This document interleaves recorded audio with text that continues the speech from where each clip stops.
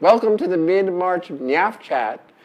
I'm David Lentz, Samuel Jamier, and we have a special guest this week, Yujin.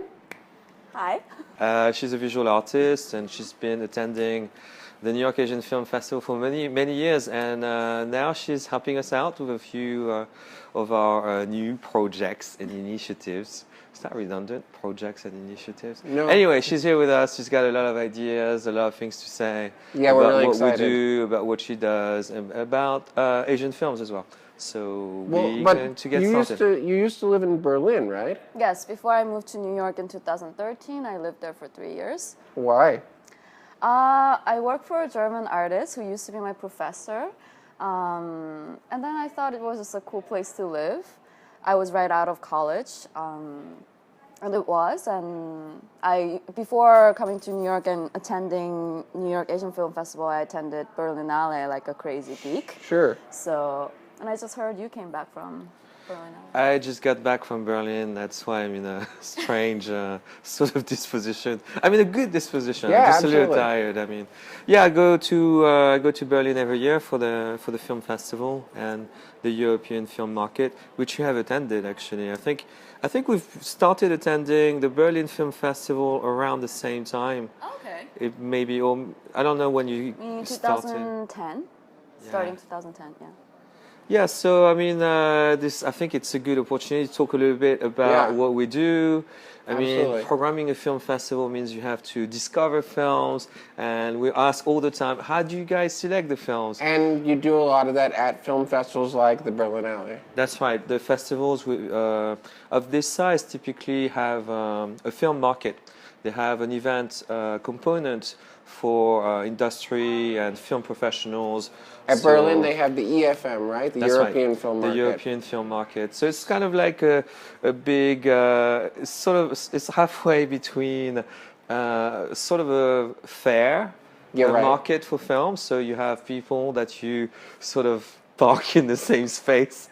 Right. Hoping for the best, and you set up meetings, you discuss new titles and lineups with sales agents, and you split your time between that and actually going to screenings of films, whether it's in competition or in the market, right? That's right. So you have also the opportunity to review the films before they get released in theaters, before they even get deals, so before they're even an idea in the head of buyers sometimes or festival programmers.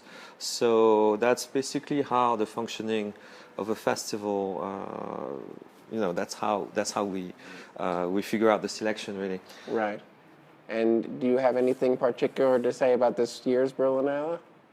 Yeah, I mean, it's a bit of a blur. I mean, actually, Berlin is an exceptionally well-organized festival. That's always, for me, a happy occasion. You go there, you know that it's a very rational schedule. It's really well-organized, I have to say, among the top-tier festival.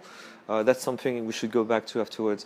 It's probably one of the best structured. You can really do a mixture of meetings, meet a number of the crucial players in the industry, and you can also allocate some time to see the film, so that's really ideal. Because very often you find yourself in a situation where you don't have the time to see the people, because you spend too much time in screening rooms and theaters, or the other way around, where like you're always like, sitting somewhere and it's like you got a meeting, and 10 minutes later you have another meeting. I know, right. That's the worst. You know what happens sometimes? The most absurd situation is you find yourself watching bits of films. So you end up watching 20 minutes of this, and then you jump to the other screening. You're like, okay, I'm going to watch half an hour of that. Is that enough to get a feel? No, it's not enough. Well, it's not enough. Someone said like 10 minutes is enough. I would say I don't agree with that. It's, ideally you'd watch the whole film, but a lot of times 10 minutes you'll go, oh, this is not going to work. Or 20 minutes. Okay, maybe 20 minutes. That's my opinion. I partially agree. I think in many cases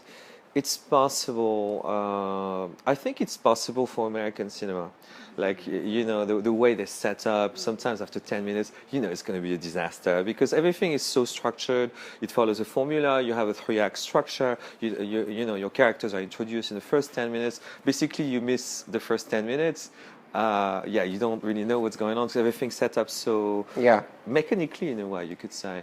But Yeah. you, Well, it also depends on what you're. If you're going there as looking for as a distributor, that's different than if you're going to look as a promoting a film festival.